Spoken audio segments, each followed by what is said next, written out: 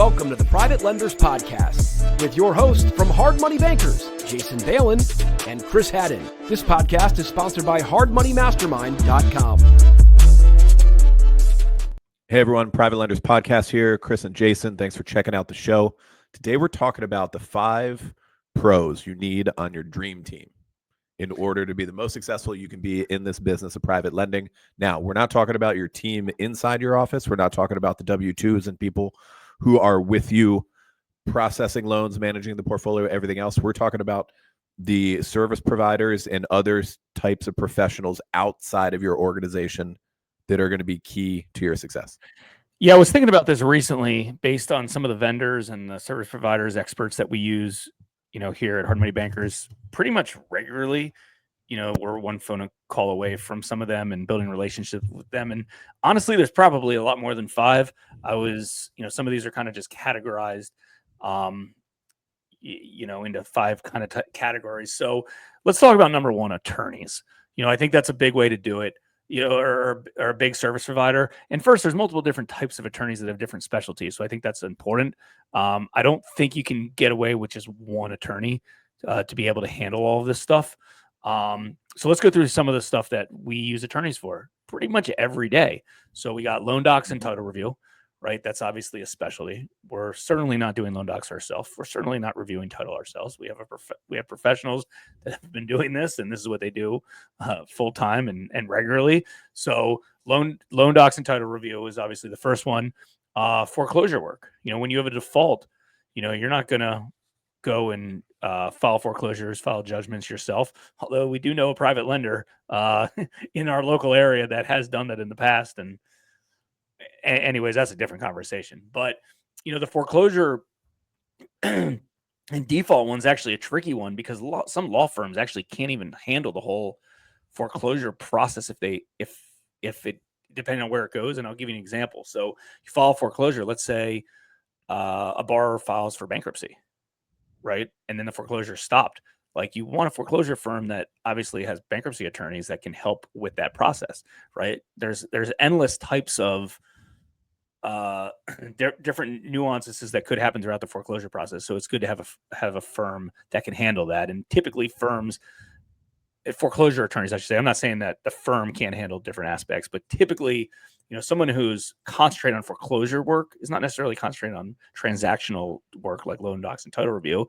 And then also, this might not be a regular case situation unless you're a big lender that lends in lots of states, but like compliance, right? Is there any licensing in your particular state? Are you raising capital legally in your state the right ways? There's a lot of different state and local and national things. So it's important to know, at least on the front end. And, some of these things could be, compliance end could just be a one-time consultation, or maybe a one-time cost to just make sure everything you're doing is set up the right way. Yeah, when it's a little tricky when picking attorneys. And I work with these folks every day. And over the years, we've hooked up with some great firms, great attorneys, because they can vary in terms of, the level of service they're going to provide and what the cost is going to be. And you want a balance of both. Like, to scrape out of a sideways deal with a huge amount of legal fees is not a good look. It does not improve your numbers. But at the same time, on the other end of things, you don't want like a cut rate attorney who's going to do, kind of a half-assed job. So finding that balance is a little bit tricky. Yeah, and you're right too that lawyers they're very specialized, and we kind of got lucky with our DC area attorney because he is a foreclosure attorney. He practices bankruptcy law, and he'll also litigate what he needs to litigate in court, all rolled into one guy, which is kind of uncommon. At the other firms and at like PA in New Jersey, it's going to be more specialized between foreclosure and bankruptcy. So just something to keep in mind. Something to keep in mind when you're building your team. Yeah. So let's talk about some insurance brokers, insurance agents. Inside the business, you obviously have a few different types of insurance needs.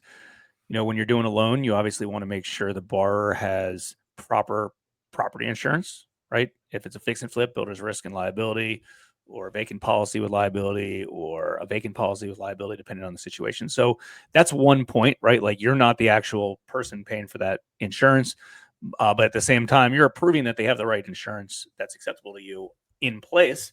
So it's good to have, even if they pick their own insurance company, you should be brushed up. And we've done some episodes in the past on the right insurance types for these types of deals. But, it's important to understand enough about the policy to make sure that, obviously it'll protect you if something happens. There's also like forced placed insurance policies. We recently just did some content with the forced place provider that we use, which is in essence like a lender placed policy where the bar doesn't have, has a lapse in insurance. You can't get a hold of them. They won't renew it. They didn't pay for it. You can come in and place a policy on your behalf, on the lender's behalf. And typically it's only like the hazard side, like the forced place policy. It's not necessarily for liability since you're not the owner of the property. So forced place policy, insurance companies we talk to on a regular basis. And then if you have any sort of like, E&O or company liability insurance, obviously that's a little bit more of a cost. It's something that typically some of the bigger private lending companies have. And there goes on and on and on, right? Like you might have insurance on your building or rent. You might have, other types of insurance if you have employees in place or if you have, work vehicles in place, if you're doing property inspections yourself and things like that. The point is there's lots of different specialized insurance types, and it's good to make sure you have relationships with some of them. Yeah, one thing I would emphasize when it comes to insurance agents is to try to locate someone who really specializes in business insurance, commercial policies for different kinds of stuff related to businesses, because that insurance world is separated a little bit between business and consumer, B2B or B2C, right? And if you do find somebody who really knows their stuff on the business side and that's what they focus on, they're going to be competent in a number of different areas, of different policy types that would apply to your business. So I'd throw in that piece of advice as well. Yeah, it's funny, as we've been talking through these, every one of these bullet points has been a different person, like three or four different attorneys, 3 or 4 different insurance companies. Just like you said, they're specialized in the stuff that they work on, and it's important. It's important to have a Rolodex with some of these things, and it takes time to build as you continue to grow. But we're on the phone with some of these folks, between all these different categories, daily, and it's good to have a relationship there. You can make a quick call and get a quick answer. So also accountants and CPAs, right? So and really, when I say that, a CPA that understands this type of business structure, we've had 3 different CPAs, maybe 4, but I know that I remember at least 3 since we started Hard Money Bankers. And, we had different needs as we grew. Some didn't fully understand the business, some fully understood the business. And, the current firm that we've been with probably the last 10 years, maybe more, step one was, hey, they came to our office and we clearly broke down everything that we had. And at that point, we're like, should we restructure entities? We had stuff in LLCs. Should we do this? Do you like the S Corp? Do you like the C Corp? Do you like the LLC as our partnership? And, that was kind of step one, was, breaking it down. Obviously, you have to break things down on the financial side and on the accounting side. But then obviously you want to, fact check that with attorneys to make sure the legal side is covered as well, because both of those are obviously important segments. But, making sure they clearly understand the business and the paper trail of money, is an important aspect on that. And one of the things that we've realized with CPAs and accountants is what we try to do internally. And this is different. If you're just starting out in your one-man band and you don't want to do your bookkeeping, maybe they have that ability to help do some bookkeeping services for you. But what we've realized is we try to do all the keystrokes in-house, with our, we have a bookkeeper and, a controller in-house. We try to do all the keystrokes in-house just to keep costs down. And then we have our CPA's office, our accounting office, do the actual, tax return prep, accounting, the actual CPAing of it, right? So the advice / the accounting stuff. And we'll do the bookkeeping and we'll kind of set everything up in an organized manner. And it really keeps costs down at the end of the year. Yeah, when we moved to this accounting firm, and you're right, it probably was around 10 years ago now. And we first started, first of all, we were referred initially by our attorneys that we use and recommended this CPA and his partner in their firm because they handle the tax prep and accounting for some for some big names around DC Metro. And that's kind of how we hooked up with them at the beginning. And one thing that I immediately noticed, and I still appreciate to this day, is that when we talk to these CPAs, you can actually talk business to them. So here's what I mean by that. Most CPAs, you can kind of only talk accounting to them. You can only talk tax and accounting, not business in general. And so it makes some of those conversations kind of difficult because you're talking business, they're talking accounting, and sometimes there's a little disconnect there. And I bet people listening or watching right now know what I mean. You know what your normal CPA type conversation is. You're saying one thing, they're giving you an answer. You might not be on the same page. And with this firm, they understand what we're talking about on all levels and can give us like real business answers given a tax and accounting situation, if that makes sense. But I mean, honestly, out of this CPAs we've worked with, that's the only firm where I've been able to communicate with them on that level. And it's been super good. And it is true. Like when we hooked up with them, they're already handling a couple private lending companies from around the area, people who we knew. And also they're deep into real estate developers, commercial property owners. They're black belts in that stuff. And we're invested in some commercial real estate too. So now that's definitely very applicable to us. So yeah, accountants are important. They really are. Well, and the good news about this business in general is it's majority income and expense. It's not owning real estate, right? Because you're just doing lending on them. So, if you came from the flipping space, or if you've owned real estate, you own rentals and stuff like that, that running stuff through QuickBooks or whatever software that you use is significantly more complicated than just writing an income and expense loan, right? It's way easier to do a loan than all the nuances you have for each individual asset of owning real estate. So yeah, definitely. And I mean, we really only have one CPA firm that does all our stuff. So the next thing is an ad agency, a marketing firm. So we've done a lot of marketing ourselves, right? Like we've learned the marketing game early on. That was a big part. A big part of our whole business is trying to find as many good deals as we can over and over and over. And we spend a lot of money and a lot of focus on doing that. Offline stuff, online stuff. We throw money at stuff. We throw time at stuff. So we might be different than everybody. That doesn't mean that, everybody wants to do that. It doesn't mean that it's not a good idea to just pay a marketing agency or Facebook ads agency or somebody that knows Google ads to do some of this stuff for you. You certainly can. And we do that as well.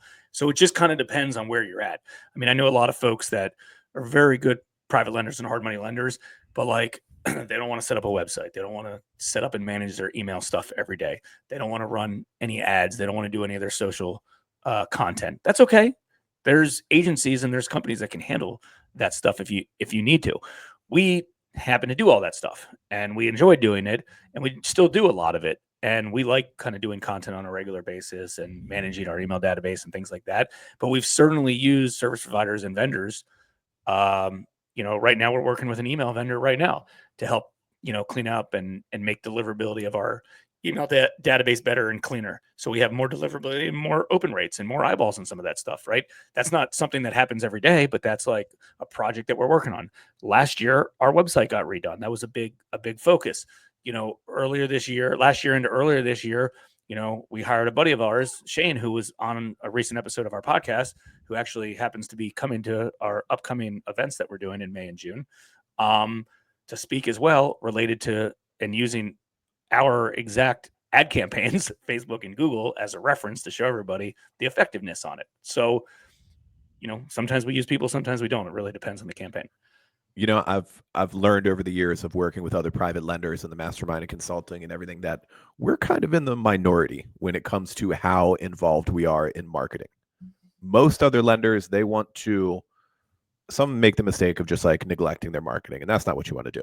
If you don't want to be involved yourself, then there are many different ways to get it done in terms of like, hiring an agency, hiring like an outsourced CMO type of person, maybe getting some, overseas people who are going to be less expensive. And then there's a lot of different ways to solve it if you don't want to be actively involved in your marketing every day. Because frankly, we are every day. Like it's part of daily stuff, content, emails, ad campaigns, whatever it might be. Yep. But I understand if people don't want to mess with that, they just want to work on their loans, right?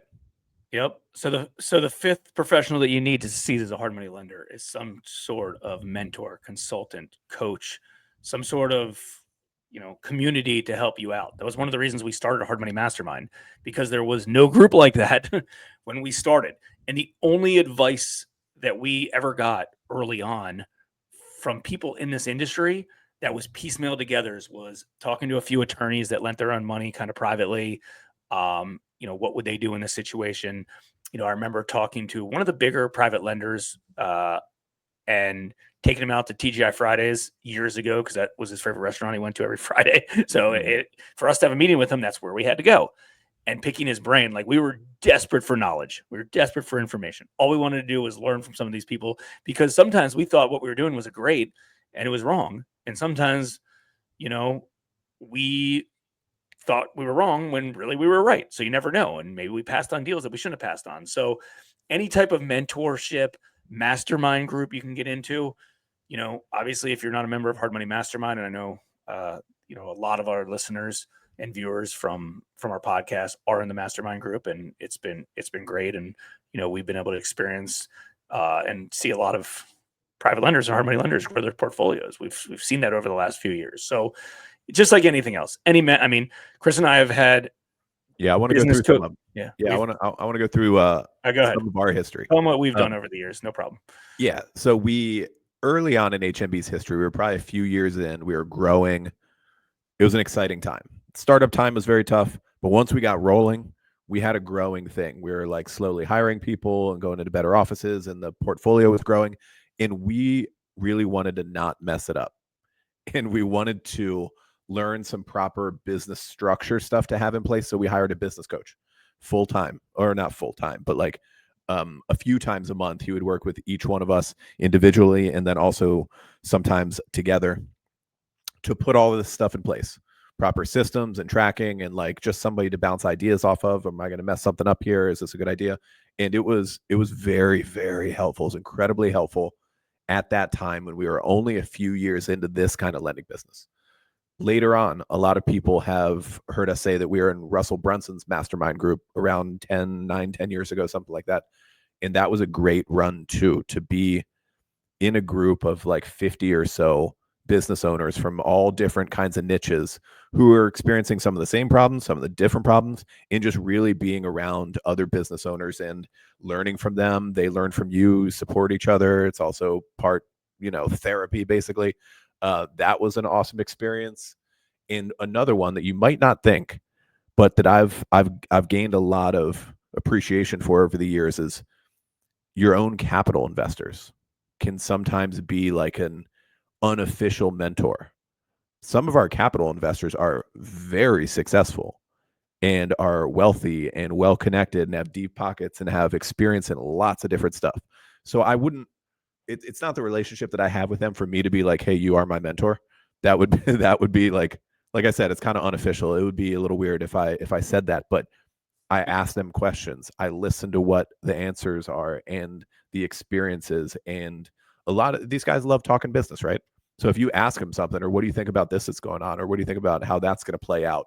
Or what kind of good deals have you been looking at this year? Whatever it might be, depending on the investor, that can act as a really, really good unofficial mentor for you. Yeah, absolutely. So that's a wrap for this episode. If you haven't checked out hardmoneymastermindevent.com, definitely do so. June 4th and 5th event is in Baltimore, Maryland, right by our office, coming up soon. We actually have an event next week that we're going to be at as well. Another mastermind group. That's our May event, but our June one is the next plan one after that, and that's in Baltimore in our local offices. So if you haven't registered for that already, I encourage you to do so. Just go to hardmoneymastermind.com and you'll do so. All right, guys. See you guys on the next episode. We hope you enjoyed this episode of the Private Lenders Podcast. Please note that the opinions stated by all the speakers on this show are only opinions and not intended for legal, financial, or accounting advice. Please make sure to always check with your own legal, accounting, and financial professionals. If you enjoyed this episode of the Private Lenders Podcast, we'd appreciate it if you would spread the word. Make sure to check out hardmoneymastermind.com, the #1 free community for new and experienced private and hard money lenders.